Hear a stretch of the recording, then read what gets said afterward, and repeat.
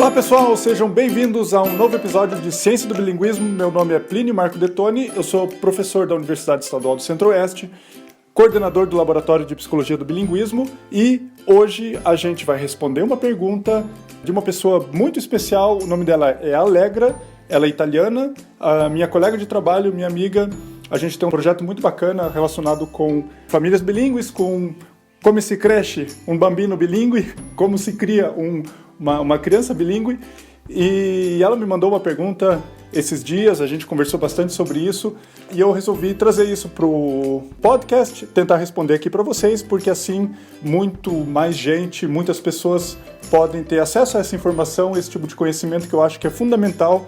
Como é que funciona o cérebro bilíngue?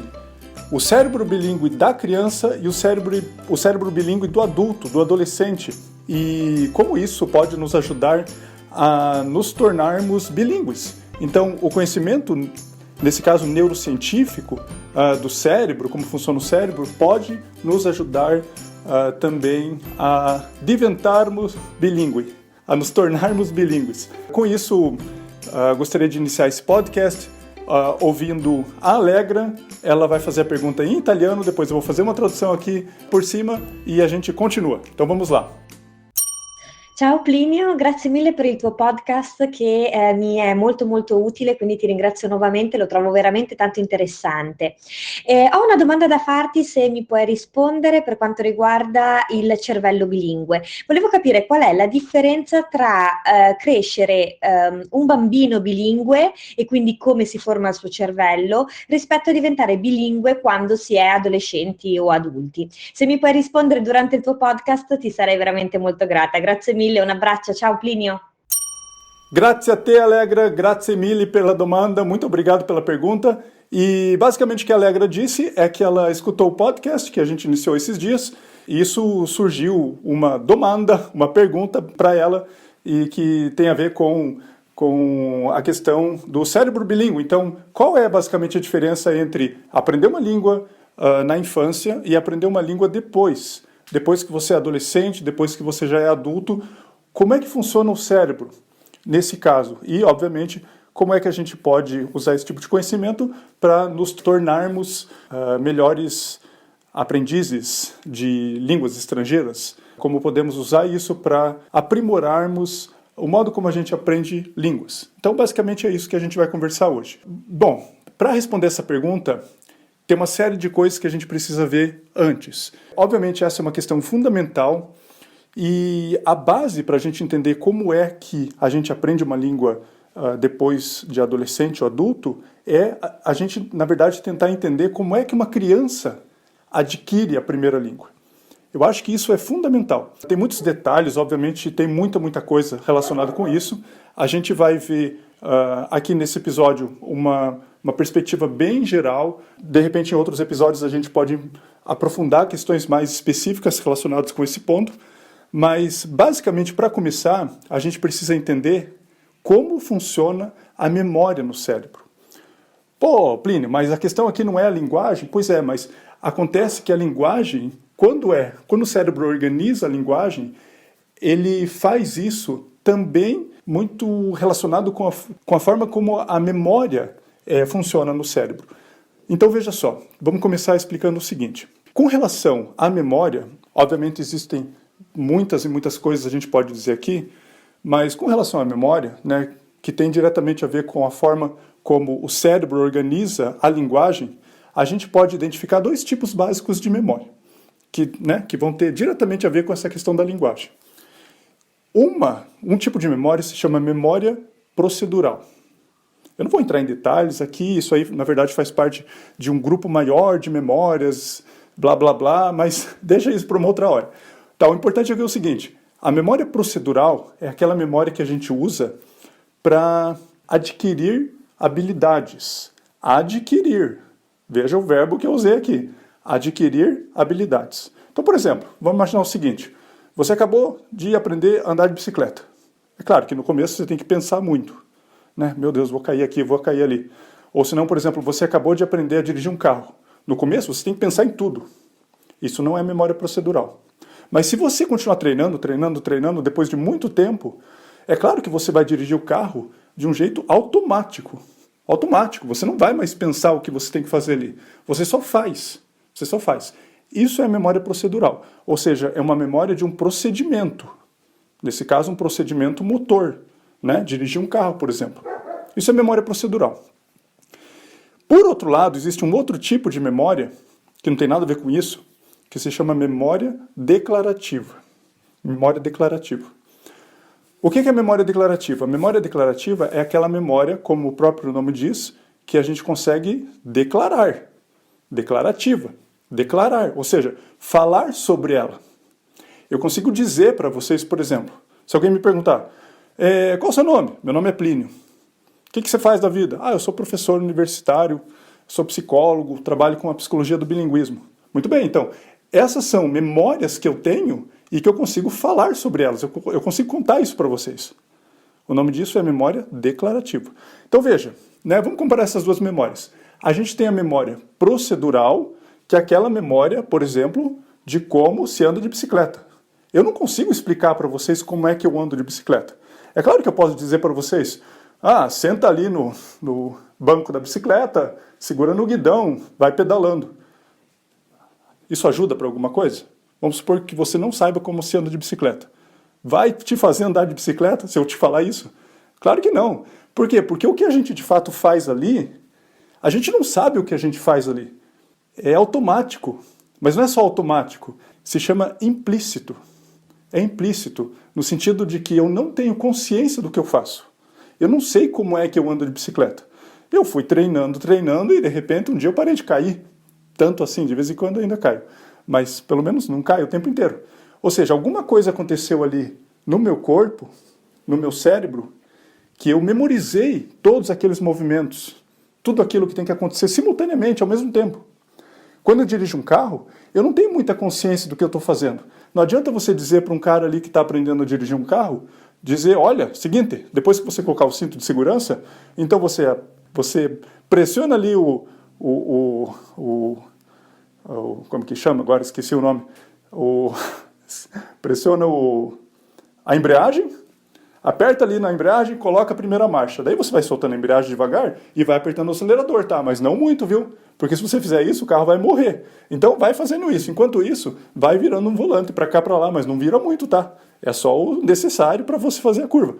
Adianta alguma coisa isso? Não adianta nada. Porque, claro, apesar de você ter todo esse conhecimento que eu consigo falar com as minhas palavras, ou seja, isso é uma memória declarativa, consigo falar. Como é que se dirige um carro, do jeito que eu acabei de falar. Não é assim que isso não é suficiente. Eu preciso de toda uma memória procedural, muitas e muitas e muitas memórias procedurais, para eu conseguir dirigir um carro de fato. E isso é inconsciente. Inconsciente, no sentido de que eu não tenho consciência. Eu não sei o que eu estou fazendo ali. Tanto que eu posso simplesmente prestar atenção em outras coisas enquanto eu dirijo o carro. Né? Eu dirijo já há muitos anos. Então é claro que eu consigo prestar atenção na música, eu consigo prestar atenção numa conversa que eu estou tendo com alguém ali no carro, consigo prestar atenção fora do carro, né, de preferência, para eu não bater e para eu não atropelar ninguém. Então, né, presto atenção em outras coisas. Eu não preciso prestar atenção nos meus próprios movimentos enquanto eu dirijo.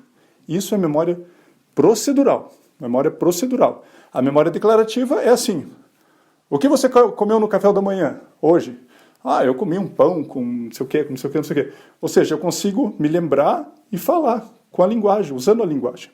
Memória declarativa. Beleza? Então, memória procedural, memória declarativa. Tá. Essas duas memórias dependem de áreas diferentes do cérebro. Então, basicamente, sem entrar em muitos detalhes aqui, a gente sabe que a memória declarativa, ela depende de uma área do cérebro que fica bem na frente, ali na testa, que se chama córtex pré-frontal. E de uma outra área que se chama hipocampo. Na verdade, hipocampos, porque tem um em cada lado do cérebro, um em cada hemisfério cerebral, os hipocampos. Tem outras áreas também, mas basicamente, vamos ficar com essas duas por enquanto. Beleza, essa memória declarativa, aquela que você consegue falar. A memória procedural, que é aquela tipo dirigir carro, né, andar de bicicleta, não tem nada a ver com essas áreas. Depende de outras áreas.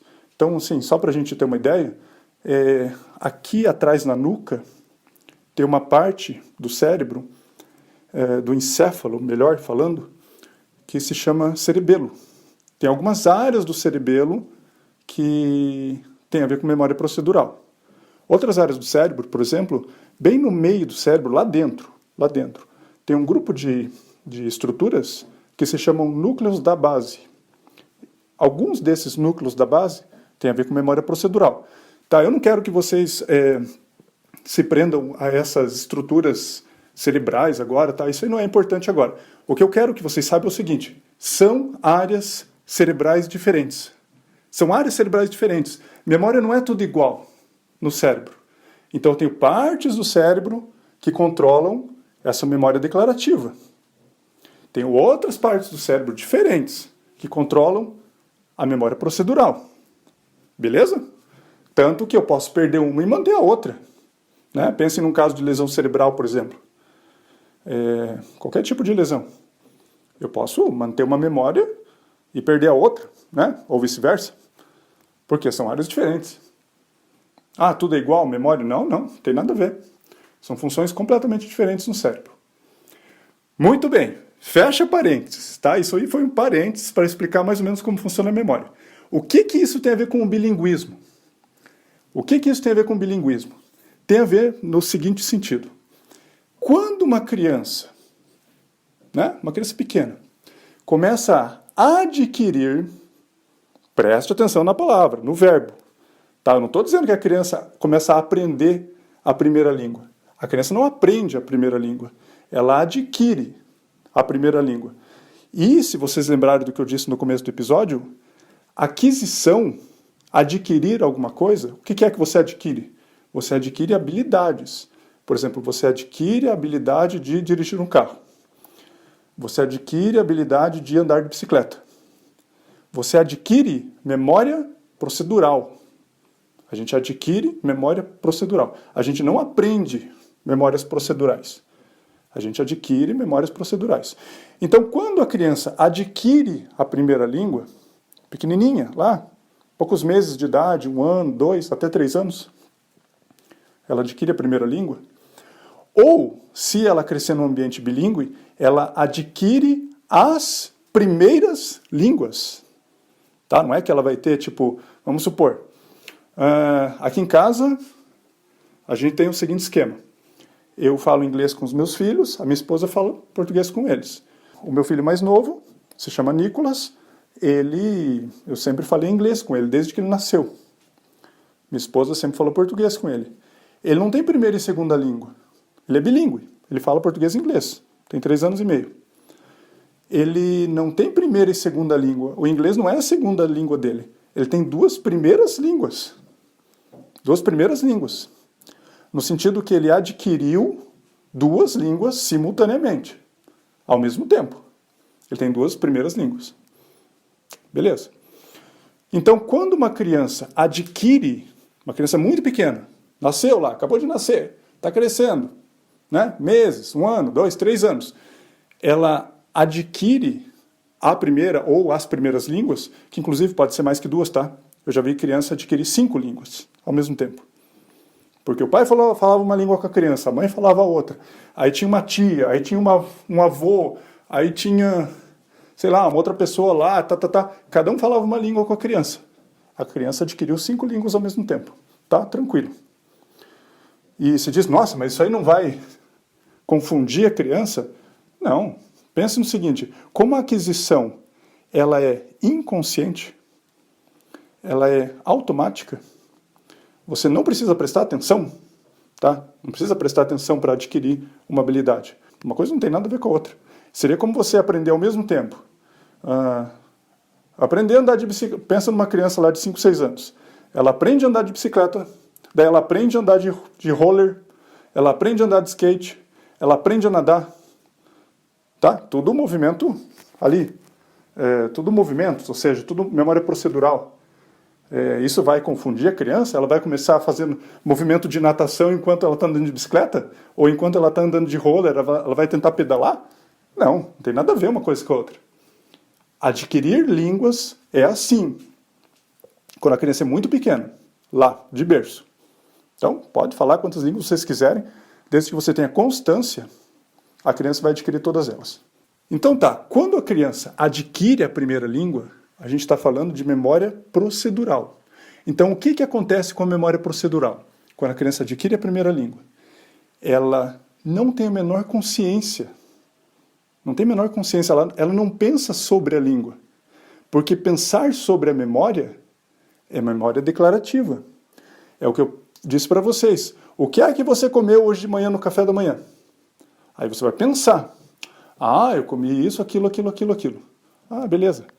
E você vai me falar com palavras. Isso é memória declarativa. A criança pequena lá, ela não pensa sobre a língua. Simplesmente acontece.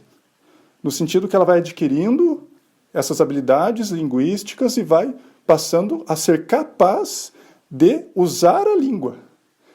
Ela não tem a menor consciência, ela não sabe explicar como é que ela fala daquele jeito. Se você perguntar para uma criança pequena, mas por que você fala assim? Ou não precisa ser nem pequeno, né? Se a gente perguntar para qualquer pessoa que tem uma língua nativa, ou seja, todo mundo, né? Por que você fala desse jeito a tua primeira língua? Ah, sei lá. Não tenho a menor ideia. Por que eu estou falando do jeito que eu estou falando agora? Né? Tem uma série de coisas que eu estou usando gramática, por exemplo, obviamente em português, eu não tenho consciência de como é que eu estou falando, por que é que eu estou usando. É claro que depois, na escola, eu estudei português. Tá? Eu estudei português, então eu consigo explicar o que é um sujeito, o que é um verbo, o que é uma conjugação verbal, o que é um predicado, que parece, inclusive, pelo que eu vejo meu filho estudando agora, parece que até mudaram o nome, não chama mais predicado, sei lá. Mas veja, isso tudo é um conhecimento declarativo, né, sobre a minha língua materna, que é procedural. Eu adquiri ela lá crescendo. Eu não preciso estudar na escola português para falar português. É claro que não. E um nativo não tem consciência de como é que ele fala, por que é que ele fala. Todo mundo mais ou menos sabe disso. A gente não sabe por que a gente fala desse jeito. Então veja, isso é aquisição de linguagem lá na infância. Uma das características de quando a gente adquire a linguagem lá na infância. Primeiro, toda criança adquire uma língua. Desde que, né, algumas condições. Desde que, primeiro, ela não tenha nenhuma condição genética ou neurológica que dificulte a aquisição da linguagem. Existem algumas condições genéticas, por exemplo, existem alguns genes que, na ausência deles, ou enfim, quando existe alguma mutação genética ali, relacionada a alguns genes, isso torna muito mais difícil a criança adquirir a primeira língua, de uma forma automática, inconsciente, como eu já expliquei. E existem condições neurológicas relacionadas com a linguagem, não é qualquer condição neurológica, relacionadas com a linguagem, que torna mais difícil a criança adquirir a primeira língua. Então, desde que ela não tenha isso, e desde que ela tenha uma coisa que se chama input compreensível. O que é input? Input é tudo que você escuta e que você consegue entender. Tá, não é tudo que você escuta, é tudo que você escuta e que você consegue entender como linguagem. Isso se chama input. Desde que você tenha input compreensível, na interação com outras pessoas, então pensa lá na criança pequenininha. Vem a mãe e diz, você está com fome? Vamos comer, né? Está com fome? Fome? Gugu dadá. Sei lá, a criança diz alguma coisa lá. E ela consegue entender aquilo. Então ela tem um input compreensível na interação com a mãe, na interação com o pai, na interação com os irmãos, com cuidadores, tanto faz, com outras pessoas. Desde que você tenha isso, tipo, não tem nenhum problema genético ou neurológico relacionado com a linguagem. E você cresce num ambiente onde tem pessoas que falam entre si e falam contigo, você vai adquirir a primeira língua. Não tem nada a ver com características pessoais. Mas a criança não é motivada para aprender a primeira língua, para adquirir, né? A primeira língua. Ela não tem motivação, ela não gosta de línguas. Claro que não, tanto faz. Se gosta, não gosta, não interessa. A criança adquire a primeira língua. Acontece que você, provavelmente, se está ouvindo esse podcast, você não é mais criança. Tá, e criança que eu digo aqui, até aproximadamente 3 a 5 anos. Porque a aquisição da primeira língua acontece até mais ou menos 3 anos. Claro que não é 3 anos ali, né? Pô, o cara fez aniversário, acabou a aquisição, né? Se não adquiriu até agora, já era. Não é assim. Existe um intervalo, mas esse intervalo não passa muito de 4 anos e meio, no máximo 5 anos. Depende de cada criança, obviamente, né? Porque a gente está falando do cérebro. O cérebro não é um robô, né? Um computador que, bateu ali 3 anos, acabou. Não é assim, né? Existe um período ótimo para se adquirir a primeira língua. Esse período é mais ou menos ali até 3, 4 anos e meio, por aí. Passou disso, você não é mais criança. Né? Falando aqui no caso da aquisição da língua. Então é claro que a gente, como adolescente, adulto, idoso, a gente não aprende mais a segunda língua como uma criança adquire a primeira língua. Por quê? Porque o cérebro mudou. Obviamente que o cérebro mudou. E qual que é a base dessa mudança? A base é que toda essa memória procedural, essa memória desses procedimentos motores, que inclusive a criança usa para adquirir a primeira língua. Essa memória procedural vai diminuindo com o tempo. Passou ali de 3, 4 anos, ela cai muito com relação à linguagem. Tipo, o uso que a criança consegue fazer dessa memória procedural para adquirir a língua cai muito, vai caindo. Então, adolescentes, adultos não têm mais isso, tá? Como uma criança. Por outro lado, a memória declarativa, que é essa memória que a gente usa para descrever coisas com palavras, na criança é muito baixo. É claro, porque a memória declarativa depende da linguagem. A criança ainda não adquiriu linguagem, então é claro que é muito baixo, né? É muito pouco. A criança não tem memória declarativa suficiente para usar ela, aprender conteúdo escolar, por exemplo, esse tipo de coisa. Na medida que a gente vai crescendo, a memória declarativa melhora. Vai melhorando com o tempo, cada vez mais. Então, o que acontece com adolescentes adultos? Mesmo crianças um pouco mais velhas, tá? Então, criança de 7, 8 anos, 9, 10, enfim, né? Até idosos. A memória declarativa vai ficando cada vez melhor. E a memória declarativa, ela tem a ver com a atenção, ela tem a ver com consciência, e é a memória que a gente usa para aprender, tá? Lá no começo, adquirir a língua, a primeira língua. Agora, aprender a segunda língua. É a memória que a gente usa para aprender a segunda língua. Memória declarativa. E isso muda tudo. Por quê? Porque quando a gente aprende uma segunda língua, como a gente precisa da memória declarativa, então a gente precisa prestar atenção. A criança pequena não precisa prestar atenção para adquirir a primeira língua. Ela não tem que ficar prestando atenção na forma como você está usando a língua que ela escuta ali dos pais, enfim, de quem está ali com ela. Ela não presta atenção na língua. Ela pode prestar atenção no conteúdo que está sendo dito ali. Claro. Está com fome? Sim, sim. O que você quer comer? Uma bolacha ou um pão? Pão. Ela não está prestando atenção o que você quer comer, cada palavrinha. Ela está pegando a ideia geral. E ela adquire gramática, não prestando atenção na gramática. Prestando atenção só no conteúdo geral. E veja, se a gente pensar friamente, preste atenção na forma como você está me ouvindo agora. Se você tiver português como a sua língua nativa, você realmente está prestando atenção em todas as palavras que eu estou dizendo agora? Duvido. Você não tem consciência das palavras que eu estou dizendo agora. Você entende o conteúdo geral, mas as palavras, elas simplesmente, elas não sei como dizer isso em português, it flows, tipo flui, as palavras fluem. Você não tem consciência delas. E por quê? Porque português é sua primeira língua. Porque a compreensão do português para você, se português é sua primeira língua, ela acontece de uma forma procedural também. Como andar de bicicleta, como dirigir um carro depois que você já dirige bem. Né? Você está me ouvindo agora, você não está prestando atenção no que eu estou dizendo em termos de estrutura gramatical, mesmo das palavras isoladas em si. Você não está prestando atenção, mas você está entendendo. Por quê? Porque a gente entende sem prestar atenção na estrutura da língua. Porque a memória é procedural, porque é a nossa primeira língua, português. Agora, por exemplo, se eu tiver que mudar a língua aqui, tá? Então, vamos imaginar que você entende inglês. Então, sei lá, eu vou falar um pouquinho, daí eu traduzo, tá? Okay, now I'm going to explain to you guys how we learn the second language. So the way that we learn the second language is very different from the way that we acquire the first language. Beleza? Então, o que eu disse aqui? Então agora eu vou explicar para vocês o jeito como a gente aprende a segunda língua. O jeito como a gente aprende a segunda língua é muito diferente do jeito como a gente adquire a primeira língua. Veja, eu tenho certeza que as pessoas que entendem inglês, você tem que prestar mais atenção no que eu disse aqui em inglês.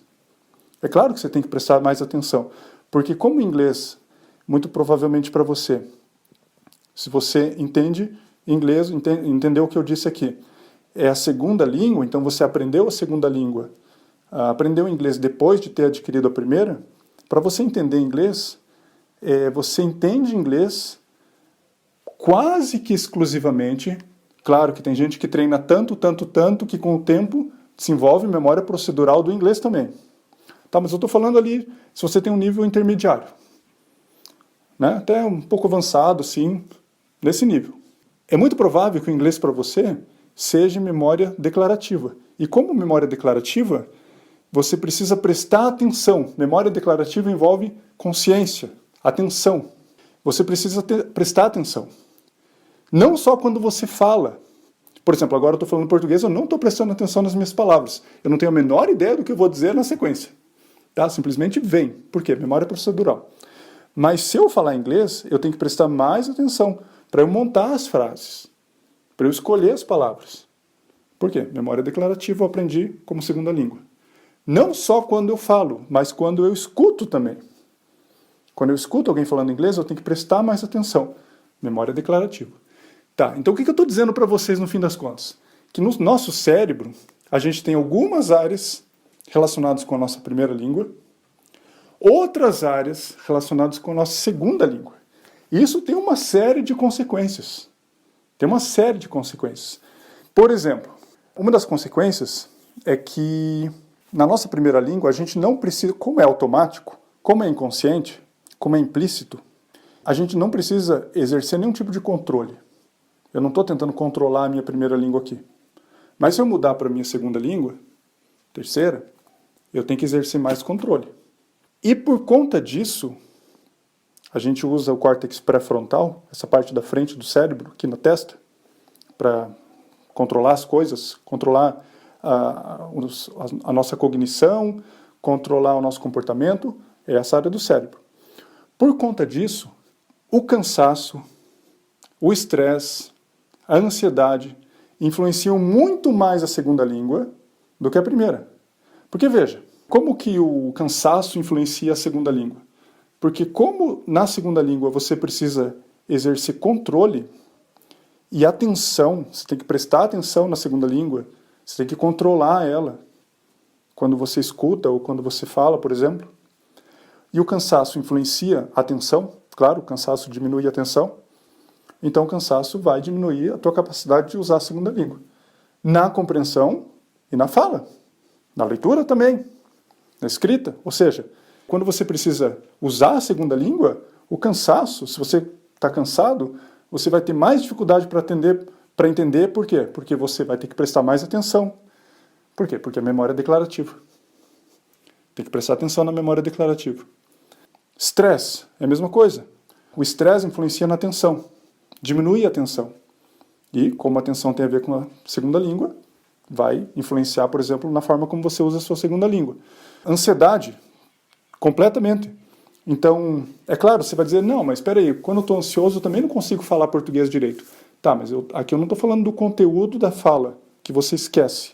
O conteúdo da fala é influenciado pela ansiedade, na tua primeira língua. Porque o conteúdo da fala é memória declarativa. Então, se eu disser para vocês, sei lá, né, eu sou professor, tenho meus alunos. Aí, de repente, alguém tem que apresentar um seminário.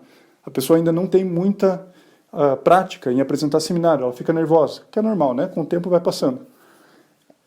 Aí pode acontecer dela, sei lá, ela tem que chegar lá e explicar como funciona o cérebro. Daí ela estudou, quando ela vai lá na frente na sala, esquece tudo. Tá, mas ela não esquece como se fala português. Ela não esquece das estruturas gramaticais do português, nem das palavras em si. Ela esquece do conteúdo. O conteúdo é memória declarativa, que a ansiedade influencia, porque as áreas cerebrais são muito próximas. As áreas cerebrais que controlam a memória e a ansiedade são muito, muito próximas no cérebro. Uma influencia a outra. Mas não o português em si, a primeira língua, nesse caso. Mas a ansiedade influencia na segunda língua. Você esquece, por exemplo, coisas em inglês, você esquece vocabulário, você esquece como é que se forma uma frase. É claro, porque a ansiedade influencia na atenção, e a atenção tem a ver com a segunda língua, por exemplo. Isso é uma das consequências. Cansaço, estresse, ansiedade afeta a segunda língua. Por quê? Por causa desse mecanismo cerebral. Veja que interessante. Afeta a segunda língua se inglês, né? Eu estou usando inglês, obviamente pode ser qualquer língua. Mas se você tiver uma segunda língua, uma criança bilíngue que adquire as duas línguas simultaneamente, isso não acontece. Porque ela usa memória procedural para as duas línguas. Isso não acontece. Só se acontecer de você ter, por exemplo, no caso inglês, né, ou qualquer outra língua, como segunda língua. Que você teve que aprender ela, não adquirir. Aprender a segunda língua. Outra consequência. O fato de você aprender uma segunda língua depois de já ter adquirido a primeira, envolve atenção, como eu já disse várias vezes aqui no episódio. Envolve atenção. O fato de você ter que prestar atenção, quando você fala a segunda língua, quando você procura entender alguém falando a segunda língua, quando você tem que escrever, quando você tem que ler a segunda língua, atenção, atenção, atenção. Com o passar dos anos, se você usar essa língua bastante, né, quase diariamente, isso desenvolve uma coisa que a gente chama de reserva cognitiva. Reserva cognitiva. Tá? Sem entrar em detalhes aqui, o que é a reserva cognitiva? É esse plus que você tem. Tipo, quando você envelhecer, você vai sofrer menos declínio cognitivo, que é normal. Tá? O que é o declínio cognitivo? Declínio da memória, da atenção, que acontece no envelhecimento. Tá? Normal. Você vai sofrer isso menos, porque com o tempo, o fato de você ter prestado atenção na língua, atenção, né, enquanto usava ali a tua segunda língua, muito, isso favoreceu o desenvolvimento dessa reserva cognitiva, ou seja, você tem mais, você tem um extra ali. E isso vai te ajudar no envelhecimento. No declínio cognitivo normal, por exemplo, no declínio da memória, que acontece normalmente, mas também, e a gente vai ter que fazer muitos e muitos outros episódios para explicar isso melhor, mas também no caso, por exemplo, de doenças neurodegenerativas, ou seja, doenças neurológicas que acontecem no envelhecimento, por exemplo, Alzheimer, por exemplo, no Parkinson e muitas outras, demências em geral, né, isso vai acabar influenciando bastante ali. Muito bem, pessoal, chegamos ao final de mais um episódio de Ciência do Bilinguismo. Espero que vocês tenham gostado desse episódio. É fundamental a gente saber um pouco mais sobre como funciona o cérebro bilíngue na criança, no adulto. Por quê? Porque isso tem uma influência gigantesca na forma como a gente aprende línguas. Como um adulto, como um adolescente, um adulto, aprende línguas. A gente não aprende línguas da forma como uma criança adquire a primeira língua. Então não basta estar só ali num ambiente onde as pessoas falam sem tentar simplificar a língua que você vai aprender a tua segunda língua. Se fosse assim, quantos e quantos anos praticamente todo mundo aqui assiste filmes em inglês com a legenda ali em português? Sabe por que você assiste filme em inglês, né? Você tem feito isso provavelmente há muitos e muitos anos. Isso vai garantir o teu aprendizado da língua? Não, né? Então, ou seja, só ser exposto à língua não basta. A gente não é mais criança, a gente tem um cérebro diferente. Consequentemente, a gente precisa usar estratégias cognitivas, comportamentais, de aprendizado que uma criança não usa para adquirir a primeira língua. É bem diferente. Espero que esse episódio tenha ajudado vocês a entender um pouco mais sobre a ciência do bilinguismo, entender um pouco mais sobre essa área que é fascinante, que se chama a psicologia do aprendizado de línguas, né? Então, isso aqui é, claro, um pouco de conteúdo sobre isso. Para finalizar, gostaria de agradecer a todos que ouviram os episódios anteriores de Ciência do Bilinguismo. Pelo meu registro aqui, muitas e muitas pessoas do Brasil, obviamente, mas também várias pessoas dos Estados Unidos, da Inglaterra, de Portugal, da Austrália, da Alemanha, do Canadá, da Irlanda e da Itália. Ouviram esses episódios anteriores, então fico bem feliz por isso. Agradecer especialmente a Alegra, que me mandou esse áudio diretamente lá da Itália, me deu a possibilidade de desenvolver esse episódio para vocês. Enfim, a gente teve uma discussão bem legal sobre isso. Aí eu pensei, não, mas poxa vida, né? A Alegra me fez essa pergunta lá depois de ter escutado o episódio. Eu acho muito legal, de repente eu posso trazer isso para o público em geral. As pessoas podem aprender um pouco mais sobre isso. E se você está se perguntando, tá, Plínio, mas como é que eu posso participar do Ciência do Bilinguismo? Eu também tenho várias perguntas, queria fazer uma pergunta. Como é que eu posso participar? Facilíssimo. Facilíssimo? Existe essa palavra? Fatilíssimo. Muito fácil, muito fácil. Basta você me enviar pelo Telegram, me procura ali, @Ciência do Bilinguismo, tudo junto, sem acento, @Ciência do Bilinguismo lá no Telegram. Você vai me encontrar ali, você vai ver minha cara ali. Ou se não, simplesmente procura no Telegram. Plínio Toni, me manda um vocale italiano, me manda uma mensagem de áudio, não tem problema, manda lá, a gente conversa um pouco. E você pode me fazer a tua pergunta, como fez a Alegra, como fizeram outros ouvintes em outros episódios. Eu posso acrescentar aqui a tua pergunta aqui no episódio, responder aqui para todo mundo. Ou se não, me procura no Instagram, digita lá Ciência do Bilinguismo, você vai encontrar ali minha página no Instagram, tem vários conteúdos interessantes. Mesmo no Instagram você pode procurar por @Psychology of Bilingualism, Psicologia do Bilinguismo em inglês, @Psychology of Bilingualism, e você vai me encontrar ali. Vai ser um prazer conversar com todos vocês e tirar todas as dúvidas, ver todos os comentários. É isso, até a próxima, tchau, tchau!